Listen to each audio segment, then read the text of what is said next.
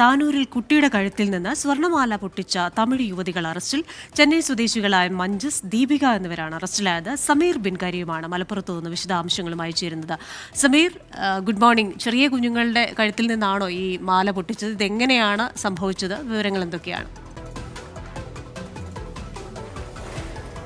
Christina, March 20-ാം തീയതിയാണ് ഈ കേസിനാസ്പദമായ സംഭവം നടക്കുന്നത്. മലപ്പുറം ജില്ലയിലെ താനൂർ താലൂക്ക് ആശുപത്രിയിലാണ് സംഭവം ഉണ്ടാകുന്നത്. ഈ കുഞ്ഞിനെയുമായി ഈ അമ്മ ആശുപത്രിയിൽ ചികിത്സക്കായി എത്തിയതായിരുന്നു. ഈ സമയത്താണ് അമ്മ അറിയാതെ കുഞ്ഞിന്റെ കഴുത്തിൽ നിന്നും 1 പവൻ വരുന്ന മാല ഈ തമിഴ് യുവതികളായ 2 പേർ ചേർന്ന് പൊട്ടിച്ചുകൊണ്ട് കടന്നു കളഞ്ഞത് എന്നുള്ളതാണ്.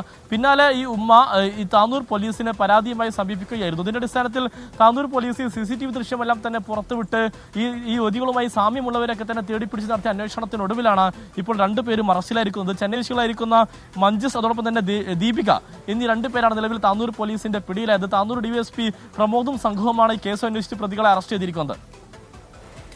ശരി, സമീർ ബിൻ കരീമാണ് മലപ്പുറത്ത് നിന്ന് വിശദാംശങ്ങൾ നൽകിയത്.